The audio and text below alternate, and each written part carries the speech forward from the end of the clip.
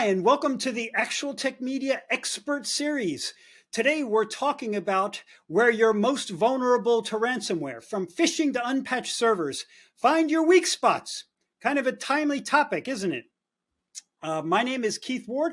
I'm with Actual Tech Media, and I am really excited to be your moderator for this special event today. Now, before we get to today's content, though, we do have a few housekeeping items you need to know that'll help you get the most out of this session. First off, we want this to be an informative event for you, so we encourage any questions in the questions box in our webinar control panel. Not only will we have team members responding to questions during the event, but we'll also have a dedicated Q&A session at the end of the presentation where we'll discuss in greater detail some of the top questions that you ask.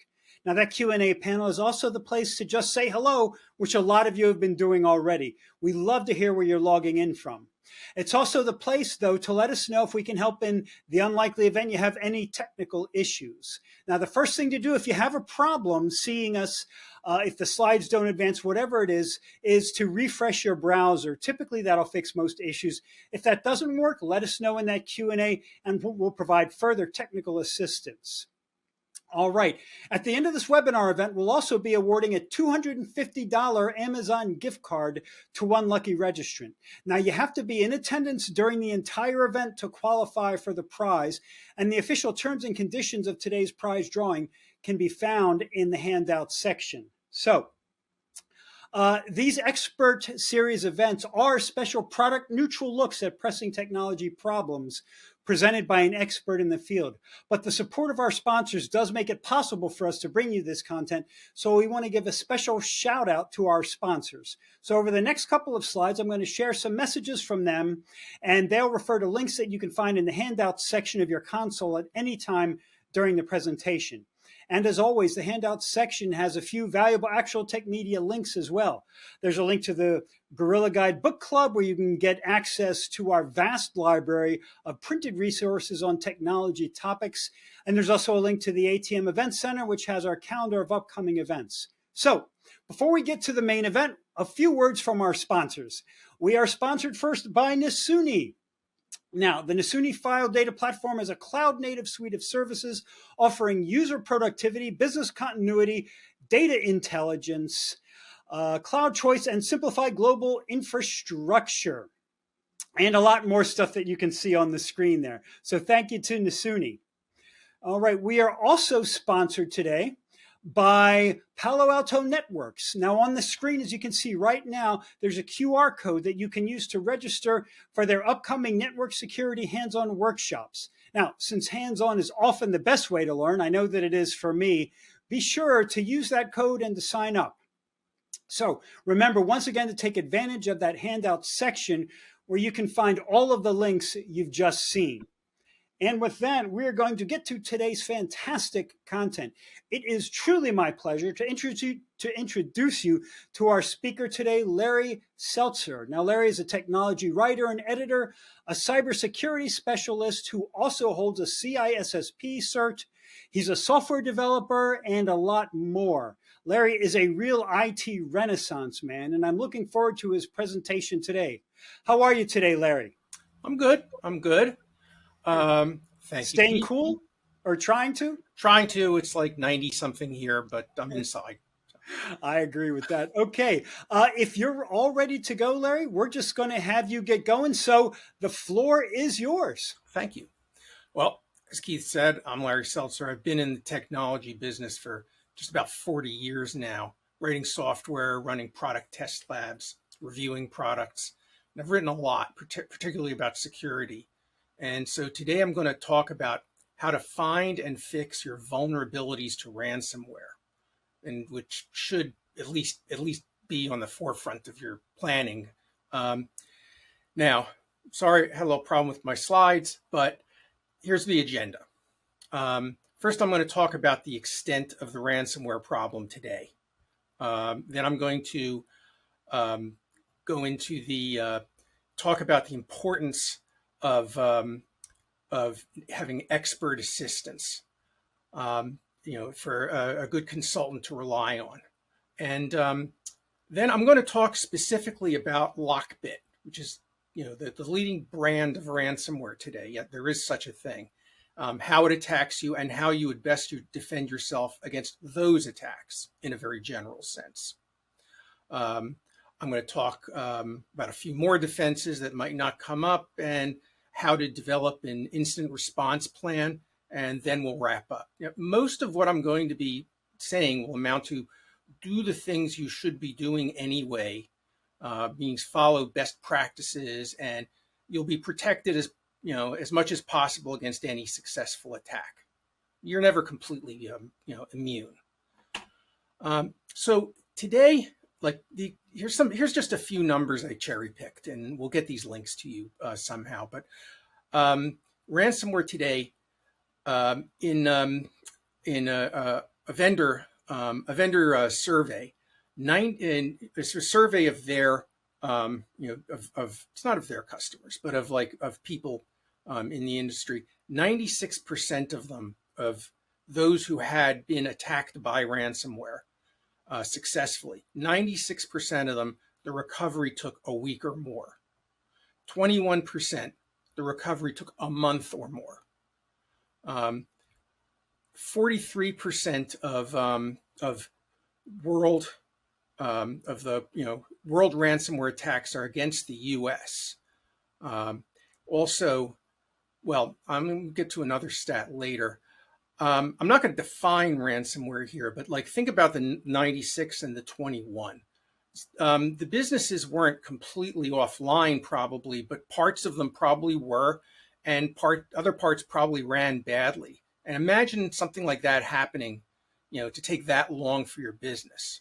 I'm reminded of a couple of years ago, the Colonial fuel pipelines that got hit by ransomware and were completely offline for about a week, and the restart was very slow.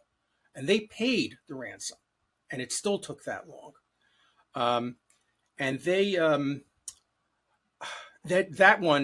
that actually disrupted the whole eastern seaboard, gas supplies on the whole eastern seaboard.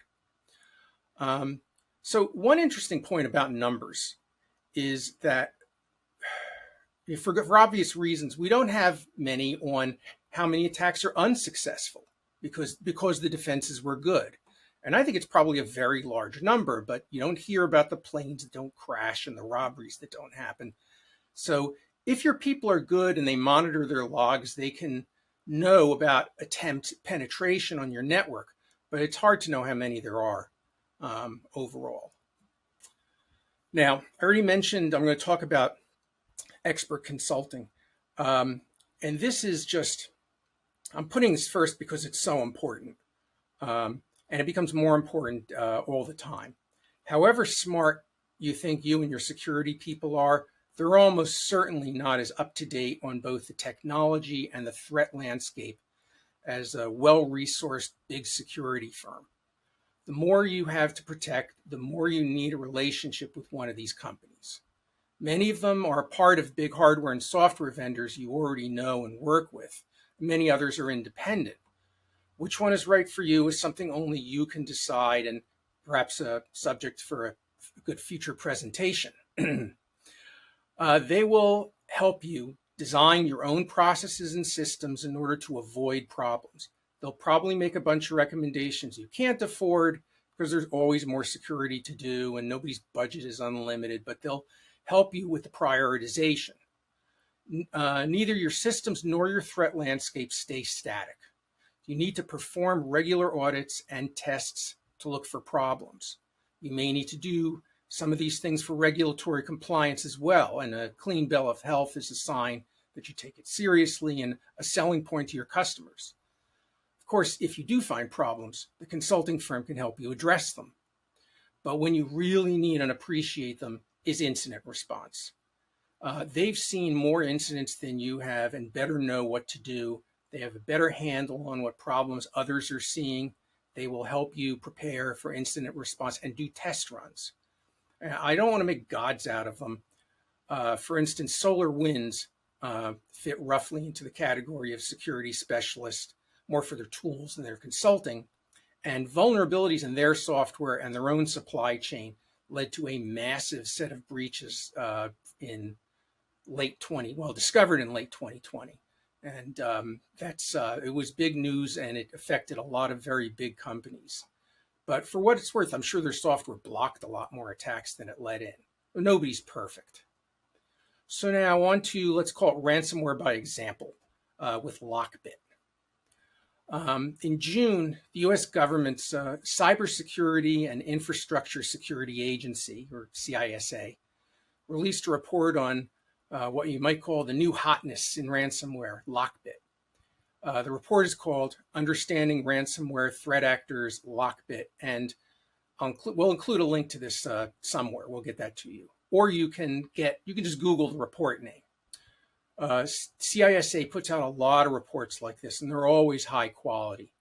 Lockbit is both the name of the tools and the criminal group behind them. They use a service model, and they recruit affiliates, meaning other criminal groups. These individual threat actors, they use Lockbit to perform attacks, and then the Lockbit people get a cut. And I hate the idea of praising these guys, but they're really professional and modern. They've sponsored technical writing contests to recruit affiliates. They recruit insiders in companies. They have their own bug bounty program with substantial rewards. A lot of software companies aren't as well organized as these people. Because of the quality of the tools and the variety of the affiliates, there's a great variety in techniques and tactics among the attackers. I'll go into some of those in a moment. One stat jumped out at me because I've always had an interest in this, which is that 16, and this is in the CISA report, that 16% of attacks were against basically state and local governments in the U.S. That's like 16% of the world total. And state and local governments have been a regular target of ransomware attackers over the years, and they've been pretty disruptive. The city and schools of Baltimore were hit more than once. But there have been victims all over the world, Brazil and India particularly. One thing Lockbit attackers do, or they at least threaten to do, is to dump data and that they steal through their attacks. Earlier in 2023, during an attack on Royal Mail, the UK Postal Service, which Royal Mail did not pay up promptly enough, Lockbit attackers dumped 44 gigabytes of their data and then upped the ransom. According to news reports, the data included vaccine records, salary information, HR formal dismissal documents, business contract documents. That's pretty devastating data dump. CISA counts 960 victims of these dumps on the Lockbit dump sites. So, how does Lockbit get into your network? CISA identifies five main ways. First, it does what they call drive-by compromise, meaning Lockbit affiliates gain access to a system through a user visiting a website during the normal course of browsing. I'll go into detail on each of these after I list them. It exploits public-facing applications, which means Lockbit affiliates may exploit vulnerabilities like the famous Log4Shell attack in internet-facing systems to gain access to victim systems. It searches for external remote services, meaning it probes generally for open RDP connections to access victims' networks. And phishing, it uses phishing, the oldie but goodie of penetration. Affiliates have used both broad and spear phishing attacks to gain access to the victims' networks. Finally, Lockbit affiliates obtain and abuse credentials of existing valid accounts as means of gaining initial access. For instance, they may use login credentials from a recent breach elsewhere to see if anyone is using the same password. So how do you protect yourself against these? Let's start with drive-by compromise. This usually refers to a compromised website in which attackers have implanted attack code, often in an ad, to redirect users to malicious sites. There are terms for this like cross-site scripting and there's another one I forgot at the moment. Potential defenses include making sure your browsers are updated, but more to the point, using sandboxed browsers. Sandboxing is a technique used frequently in development systems in which untrusted programs are run in an isolated process which has no important privileges. The major browsers have used sandboxing for some time. And I suspect, even though CISA lists this first, that this is not often a successful technique, but I could be wrong. I also have a link, which I'll get to you, about how Chrome and Edge's sandboxing works. It's an article in Chromium. So second, they exploit public-facing applications. So Lockbit exploits these. Almost everyone is vulnerable to this in one way or another because everyone borrows code from everyone else, and it's really hard to figure out if some program you're running has a vulnerable component in some library. The most famous recent example, I mentioned this a moment ago, is Log4j. It's a very popular library for application event logging. And in late 2021, researchers found a severe vulnerability in Log4j and released details 3 days before the fixed version was available. And that was bad enough, but it turned out that large organizations that run a lot of applications, they have no idea how many of them use the Log4j library. Finding out is really, really hard. So there are ways are being developed to improve this. So for the software you develop yourself, because you may have programs that your people are written that use Log4j, there are services that plug into development tools that monitor vulnerability reports and tell you if you have a problem. Although this is a pretty recent development. For third-party products, it's the vendor's responsibility to tell you that their product is vulnerable and to fix it, and it's your job to apply critical fixes promptly. But there's a new whole process being designed to help address this problem. It's called Software Bills of Materials, or SBOMs. It's actually more than one standard. There's maybe 3 for creating a list of all the software inputs into a program.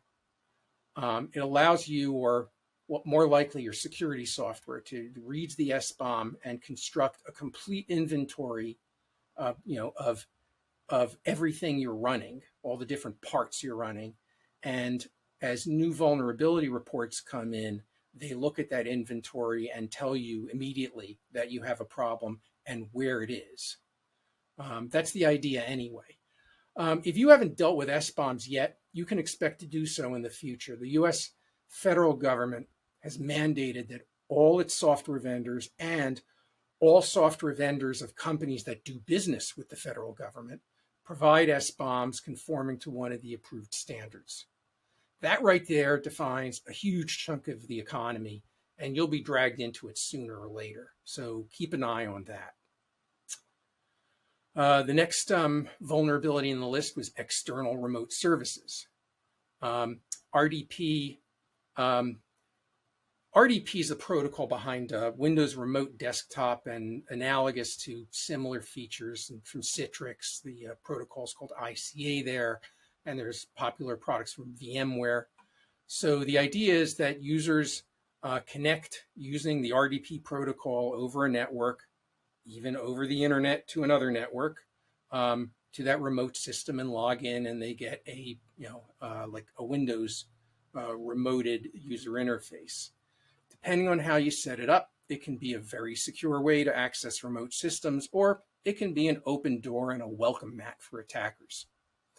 Attackers will scan networks for RDP on its port, the default port, which is 3389, and if they get a response, they're in. And this is this is easy to fix, but it's shockingly common. And these days we know that RDP systems should never be directly accessible from outside a network. They should only be available through a managed system or service internally that has very strong authentication on its own. But anyway, that's still a really common way that there's a lot of like weakly secured networks in that way, and a lot of attackers get through that way. SSH, or Secure Shell, is a Unix Linux tool used to open a secure terminal session on a remote system.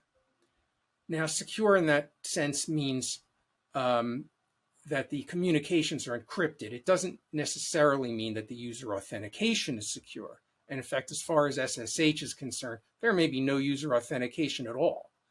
Over the years, standards and practice have developed to make SSH access more secure. But like all security, they can, these things can be a pain and corners get cut. I once heard of an auditor.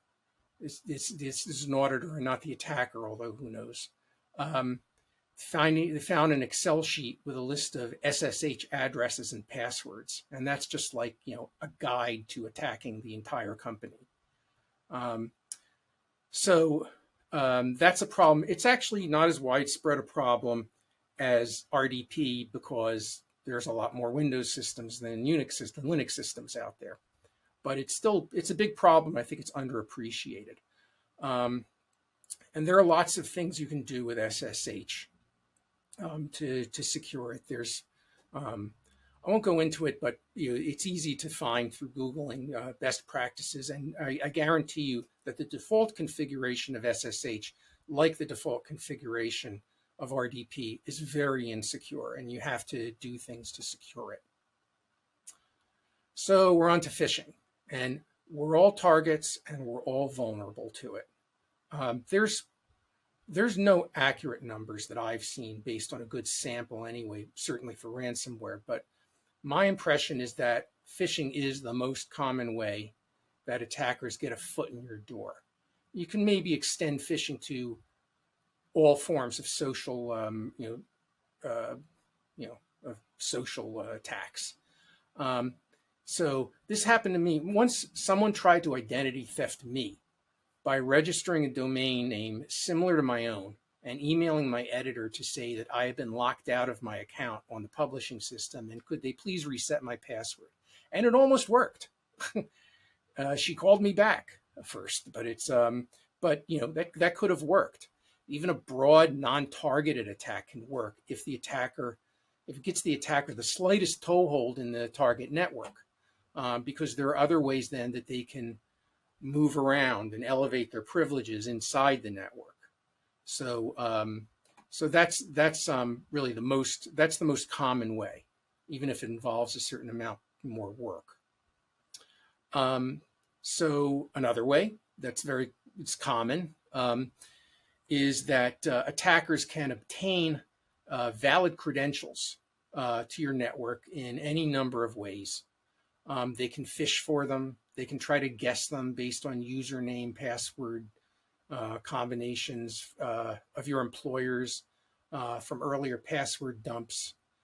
They can buy them on the dark web.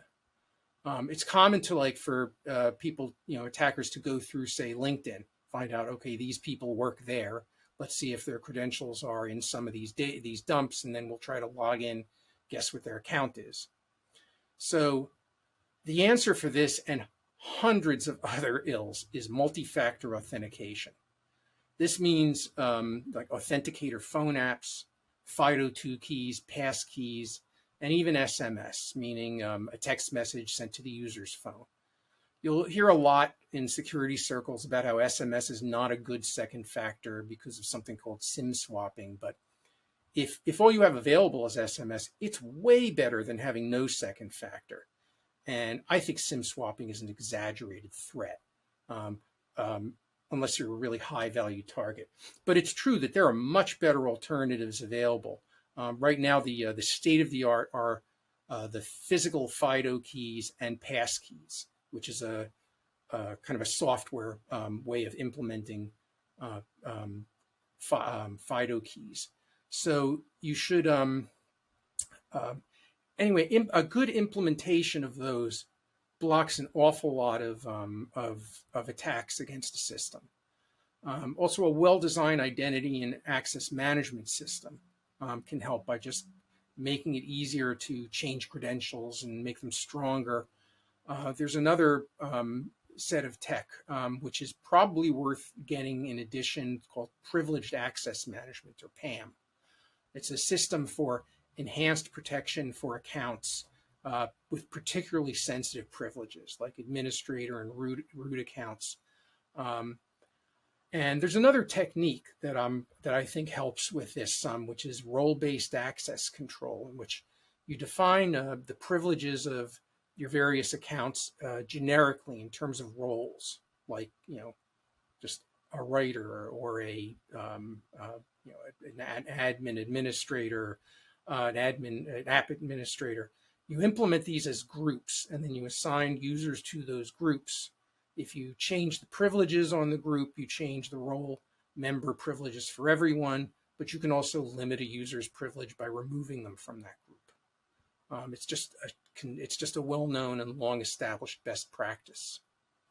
And finally, this is the last one. Well, actually, this is past the list. I don't think CISA listed this one, but it is another important way that ransomware attackers get in, which is unpatched and outdated software. And the answer is to patch early and often. I won't dwell on it too much because everybody knows this, but the vulnerabilities are exposed every day. If you check the National Vulnerability Database, the number in 2023 through June is over 15,000. Many of these are irrelevant to you. Most of them are less than critical, but new critical ones are coming out all the time. Usually this is after the vendor has issued a fixed version. So if you install new versions quickly, there is not likely a window for attackers to use it against you. I discussed SSH earlier. Last week, after the fixed version was released, researchers announced that they had found a bug in OpenSSH that basically allows an attacker to potentially execute arbitrary commands on the remote system, and that's a really powerful way to attack. So, whoever's using OpenSSH and doesn't update it promptly, they're vulnerable to that if someone can find the entry point, and it's I'm sure there are ways to do that.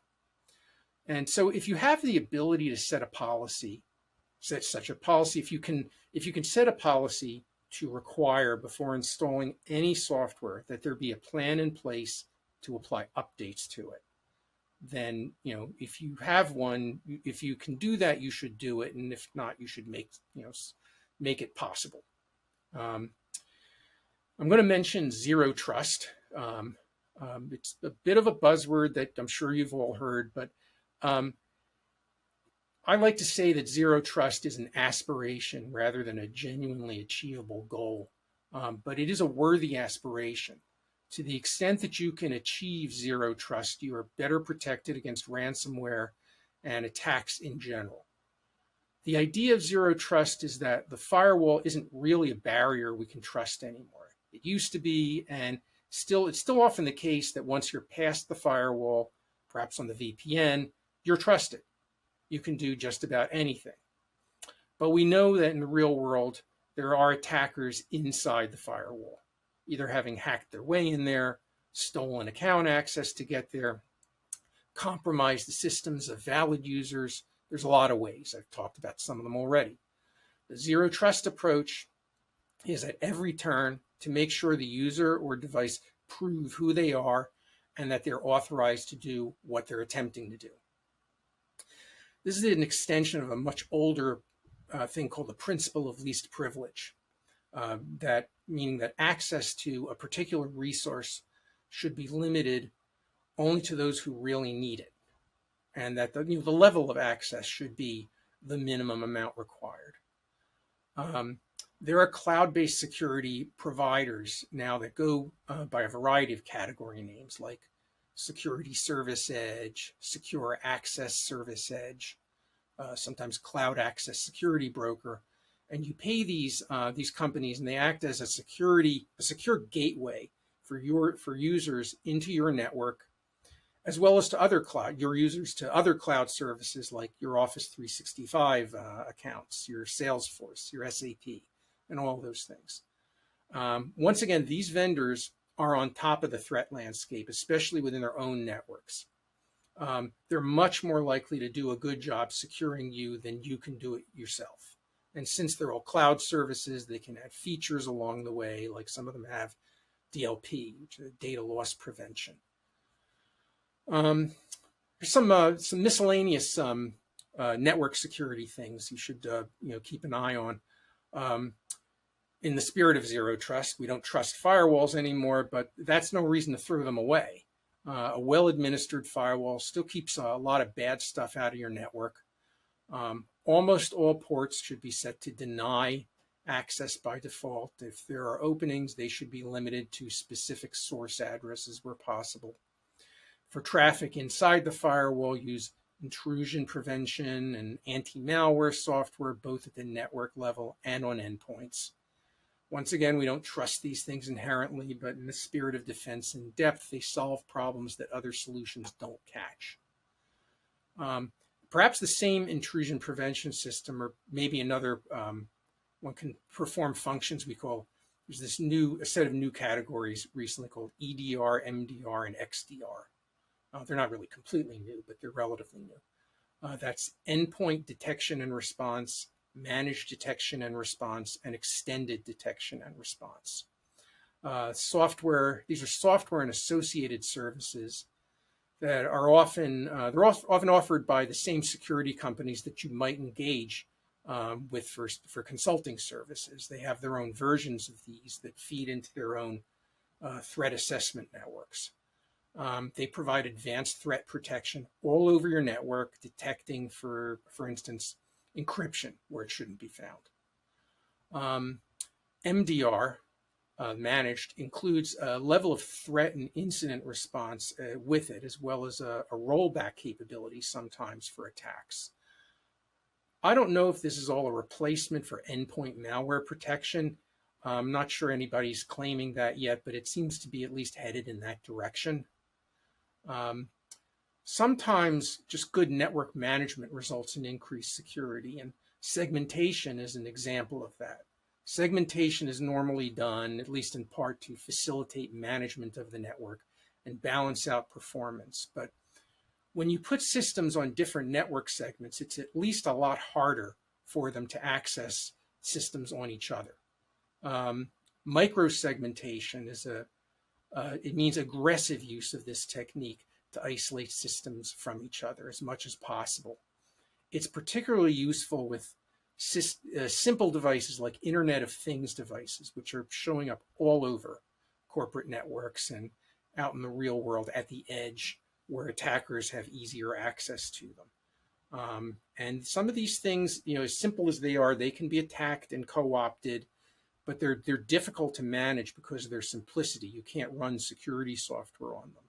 But microsegmentation and some other network security techniques can be used to isolate them and prevent them from doing anything but what they're supposed to be doing.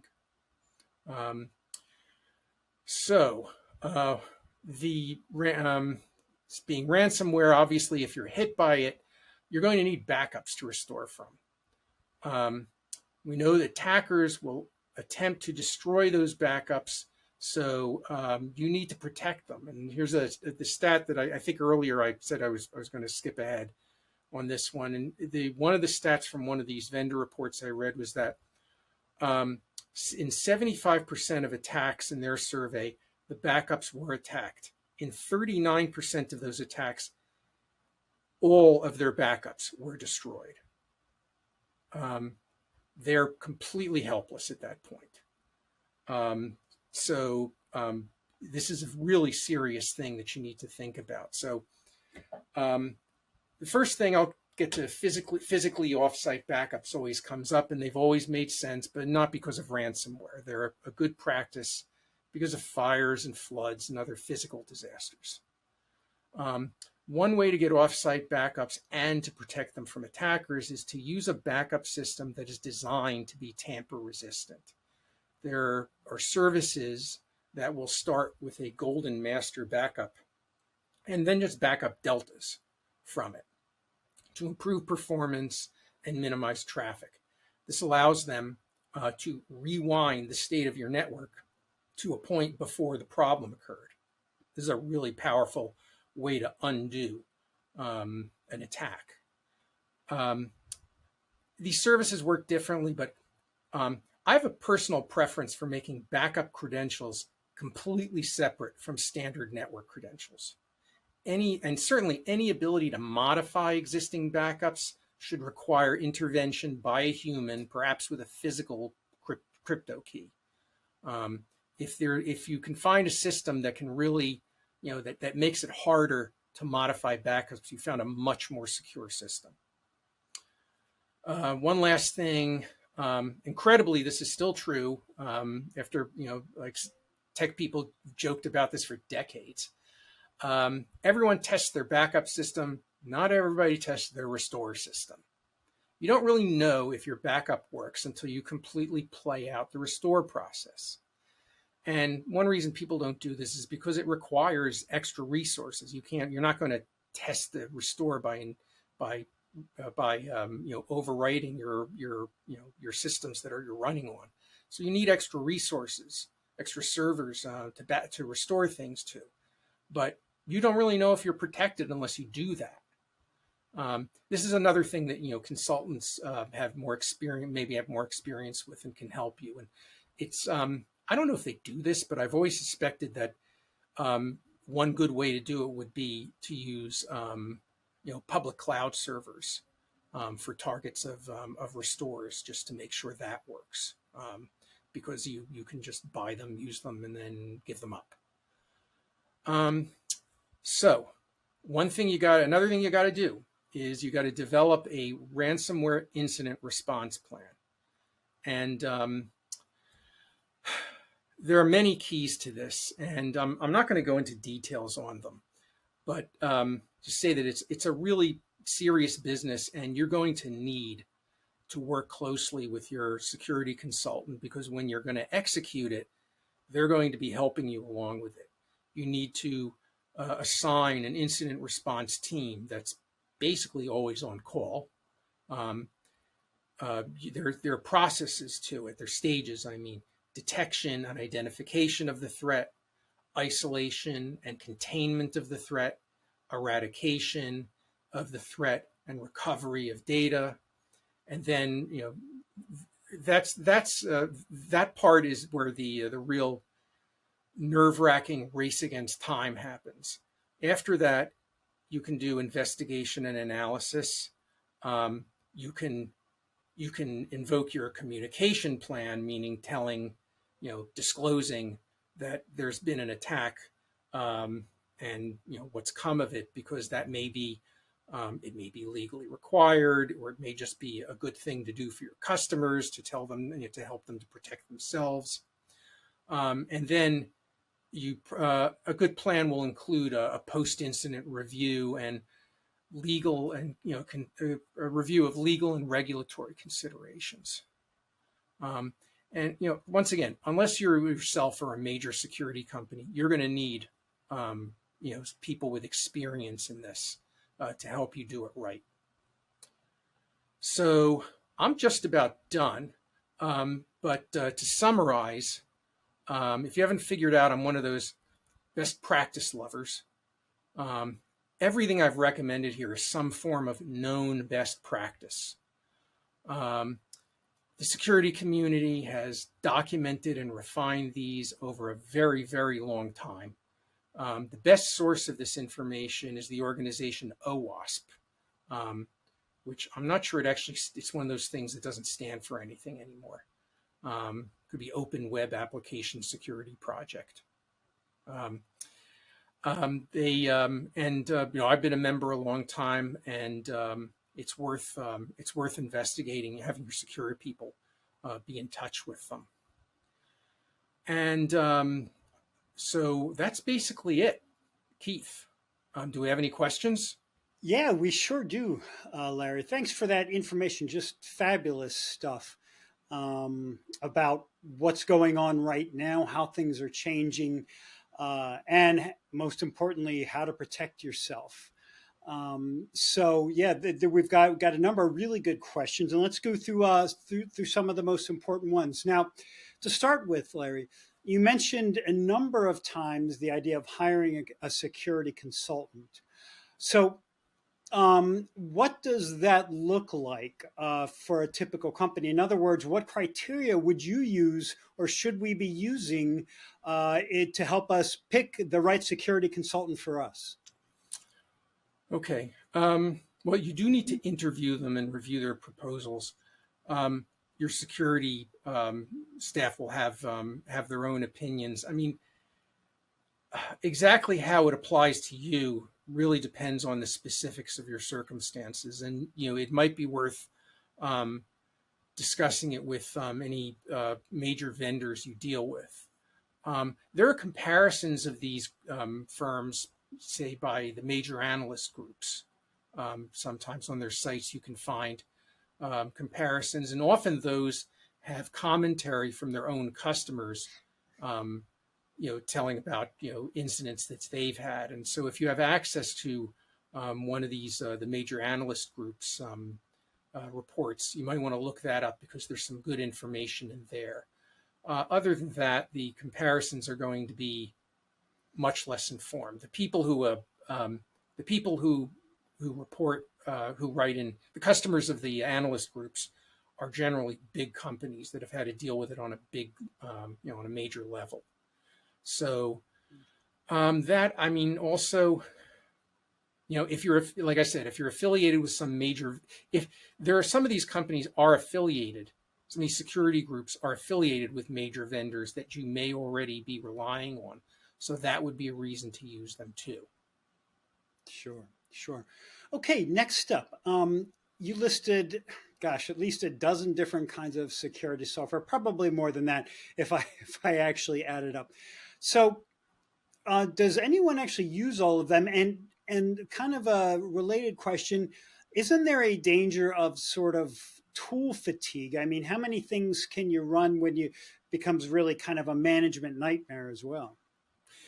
Yeah, the fatigue and management, the nightmare, and probably a lot of overlap between different groups running competing products in different areas. That sort of thing will develop over time, and that's just it's something you want to try to get under control, but it's hard to give advice other than rationalize it.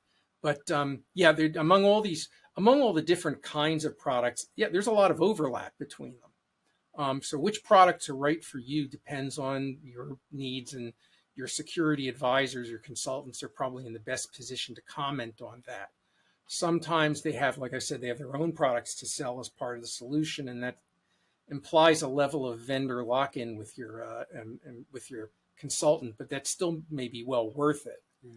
Um, the overlap, like I mentioned, anti-malware and the um, you know MDA, or I can't remember the acronyms anymore, but newer kinds, and it's I mean, this is something that the CISO needs to try to get uniform and under control. And if something is something's redundant, there should you should have enough of a notion of what you're running to try to identify them. Now, that your consultant's going to know that your budget's limited, Right. but you do have to be prepared to spend money on an ongoing basis. These things are all subscription based now, Right. and you have to think of that as a budget floor if you want to have reasonable protection. And although it can be expensive to have a lot of different tools, you have to balance that with the expense of having data stolen, having data exfiltrated, reputational damage, all of the things that go along with a successful attack. Having your business shut down. Yeah, exactly. What is it worth to you to keep it open? Exactly. All right. Got a question here about cybersecurity insurance, and I want to frame it kind of this way, Larry. It is my understanding that cybersecurity insurance, and pretty recently too, is getting very, very expensive. Like like orders of magnitude more expensive. Is that the case? And why is this happening? I've heard that too. And I specifically remember, I think it was last year, I wrote about this, that Lloyd's of London announced that they would not be paying in cases of nation state attacks, something like that.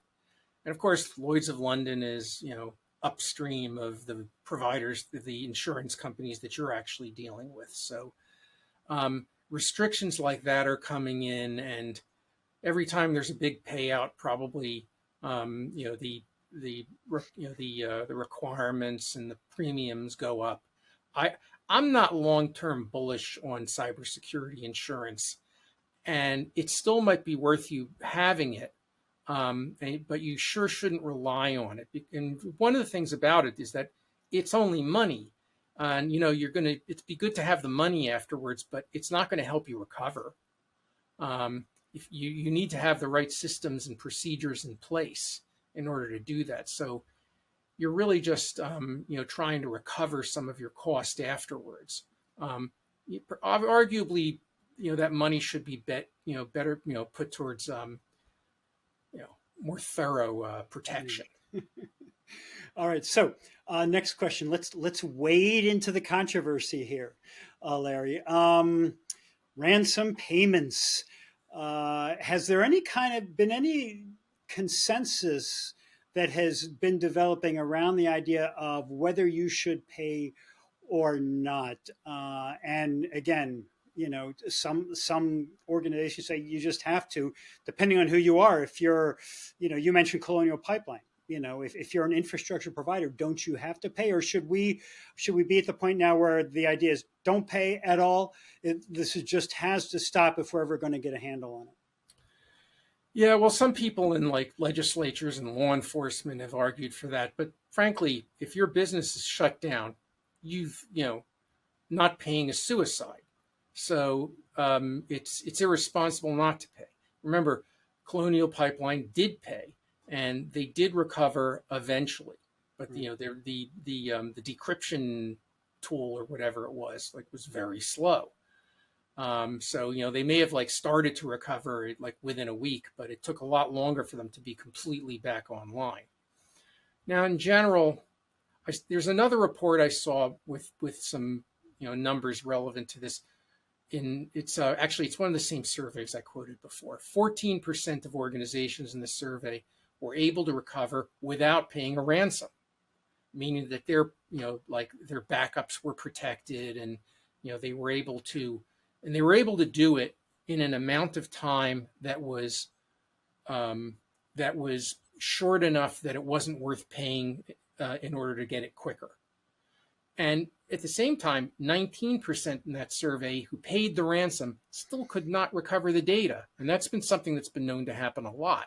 Because once they have your money, it's it's only kind of a brand reputation thing for them to actually help you to decrypt it. And the major consultants and probably law enforcement have a sense of which of these gangs are more honest about recovery procedures. But you really need to listen to them, and you're going to be in a very emergency state when this happens. It may be the only possible way for you to recover in a reasonable amount of time is to pay up. Right. 14% number proves not everybody needs to pay, but although there have been cases where victims had full backups but still paid because they realized that restoring everything from backups would have just taken too long. That's another reason, by the way, to practice your restore procedures. Yeah. And the payment, here's another way to think of the payment. It's you could kind of buy a bunch of say stable coin cryptocurrency and hold that instead of an insurance policy. Well, that would recover. That would help some of it. It would. There's many argue that you should have some cryptocurrency available in order to be able to pay quickly. So that's another way of thinking of it is as a measure of self-insurance. It's not going to compensate you for the lost business while you're recovering, but it'll lower. It's another thing you can do to shorten the period of recovery. And this will certainly continue to be a significant issue, going forward. Larry, I think we're going to have to leave it there for today. We're running out of time, and I want to thank you so much for putting together a great presentation, all of your insights in the Q&A. It's always just a pleasure to talk security with you, and to learn what the current state is of ransomware, and how to recognize it and how to protect yourself from it. We really appreciate your time today. Thanks so much. Well, thank you. It was good to be here. Absolutely. All right. So before we wrap up, we do have one more piece of business to take care of today, and that is the Amazon gift card prize drawing. Now, as I mentioned at the beginning, you do have to be present for the entire event to be eligible to win the card. And we do have a winner for today. So the winner of the $250 Amazon gift card is Tom Hallam from Iowa. Congratulations, Tom. We'll be in touch very soon to get you your card. Okay, so if you like this presentation today, maybe you'd like one for your own company. If that is the case, we want you to get in touch with us. We would be delighted to help you create one of these for your own company. Hit us up at connect@actualtechmedia.com, and I promise you one of our fine people will be in touch to find out what we can do for you. And with that, on behalf of the Actual Tech Media team, I want to thank our sponsors today, Nasuni and Palo Alto Networks, for making this possible. And I want to thank all of you for attending, and I want to thank you for your great questions, for your engagement with this topic. Thank you for spending part of your day with us. We really do, we really do this for you, and we're so grateful that you have chosen to be here. Now that concludes today's event. Have a great rest of your day.